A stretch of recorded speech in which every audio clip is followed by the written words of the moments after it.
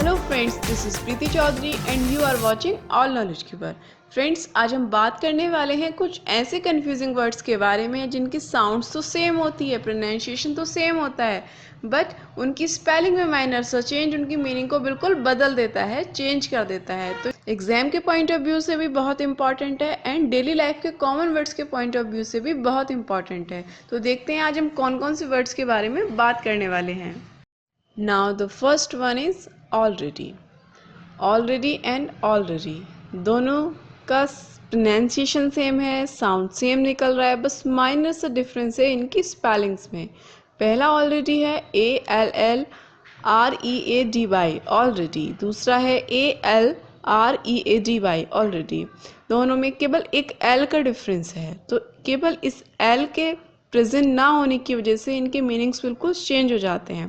पहला ऑलरेडी का मतलब होता है सब तैयार, मीन्स कंप्लीटली प्रिपेयर्ड, पूरी तरह से तैयार होना, और दूसरा ऑलरेडी का मतलब है बिफोर या प्रीवियसली, पहले से ही।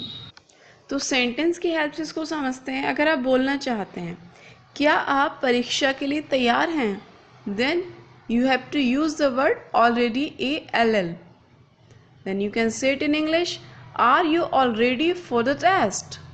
क्या आप परीक्षा के लिए तैयार हैं? Are you all ready for the test? And second already ALREADY already, पहले से ही, जिसका मतलब है, तो उसको किस तरह से आप सेंटेंस में यूज़ कर सकते हैं। अगर आप बोलना चाहते हैं मेरे पास पहले से ही एक बेटा और बेटी हैं, then you can say it in English, I already have a son and daughter। मेरे पास पहले से ही एक बेटा और बेटी हैं, then you can say it in English, I already have a son and daughter। Now the second one is quiet and quiet। Minor सा difference यहाँ स्पेलिंग में हमें दिखाई दे रहा है। First one is QUIET quiet and the second one is QUITE quiet। First quiet is silent, चुप, and the second quiet is absolutely, completely, really, means पूर्ण रूप से, बिल्कुल। इस तरह से हिंदी में इसको यूज़ किया जाता है। अगर एग्जाम्पल्स की हेल्प से इसको समझते हैं तो फर्स्ट क्वाइट के लिए हम देखते हैं एग्जाम्पल, वह एक लंबे समय के लिए चुप था, then you can say it in English, he was quite for a long moment. You can say it in English just like this. And for the second quite, अगर आप बोलना चाहते हैं यह पार्क के गेट के बहुत करीब है, then you can say it in English, it is quite near of the park gate। You can say it in English just like this। Now the third one is father and father। First father is FATHER, father means पिता, and the second father is FARTHER, father। इसका means होता है physical distance या आगे।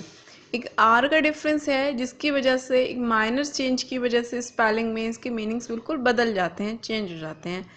तो इसको examples की help से हम समझते हैं। अगर आप बोलना चाहते हैं मेरे पिता मेरे लिए सब कुछ हैं, then you can say it in English, my father is all in all for me. You can say it in English, my father is all in all for me. And for the second father, अगर आप बोलना चाहते हैं हमें बताए गए नक्शे से आगे चलना पड़ा। फॉर फिजिकल डिस्टेंस फादर हम यहाँ पे यूज़ कर रहे हैं, हमें बताए गए नक्शे से आगे चलना पड़ा था, then you can say it in English, we had to walk father then the map indicated. You can say it English just like this. Now the fourth one is break and break. The first break is BREAK, break means टूटना, and the second break is BRAKE, brake means brake. आपके cycle के brake, bike के, car के brake, वहाँ पे ये वाला break use किया जाता है, BRAKE वाला ब्रेक। अगर एग्जाम्पल्स की हेल्प से इसको समझते हैं, अगर आप बोलना चाहते हैं इसे तोड़ दो, then you can use the first break, break it up. You can use it just like this, break it up. And for the second break, अगर आप बोलना चाहते हैं अचानक ब्रेक मत लगाओ, then you can say it in English, don't brake suddenly। You can say don't brake suddenly। Now the next one is sail and sail। First sail is SAIL, sail means पाल या त्रिपाल, second sale is SALE, sale means बिक्री, sale means बिक्री। तो examples के help से इसको समझते हैं।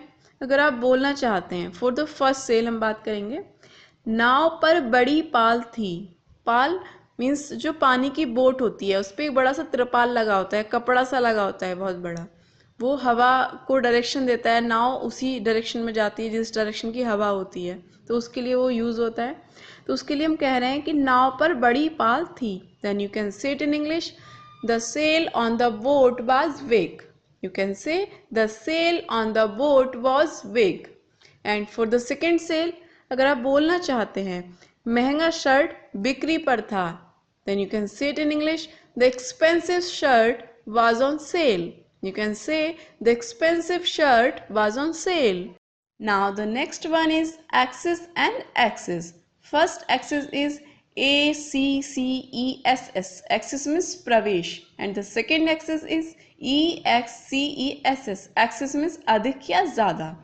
तो सेंटेंस की हेल्प से समझते हैं इसको किस तरह से यूज़ कर सकते हैं। अगर आप बोलना चाहते हैं मैंने अपने ऑप्शन को जल्दी से एक्सेस किया, मीन्स अपने ऑप्शन में प्रवेश किया। अगर आप कोई फॉर्म फिल कर रहे हैं तो आप अपने ऑप्शन में क्लिक करते हैं, या फिर आप इंटरनेट सर्फिंग कर रहे हैं तो अपने ऑप्शन में क्लिक करते हैं। Then you can say it in English, I quickly accessed my option. You can say I quickly accessed my option. And for the second excess, अगर आप बोलना चाहते हैं ज़्यादा काम करना तुम्हें नुकसान पहुंचा देगा, then you can say it in English, working to excess will do you harm. You can say working to excess will do you harm. Friends, अगर आपको ये वीडियो पसंद आई है तो लाइक करके आप हमें बता सकते हैं, और अगर आपने अभी तक चैनल को सब्सक्राइब नहीं किया है तो रेड बटन पर क्लिक करके आप चैनल को सब्सक्राइब कर सकते हैं। इससे जितनी वीडियोस ऑल नॉलेज केबल की तरफ से अपलोड होंगी वो आपको तुरंत मिल जाएंगी। Thank you.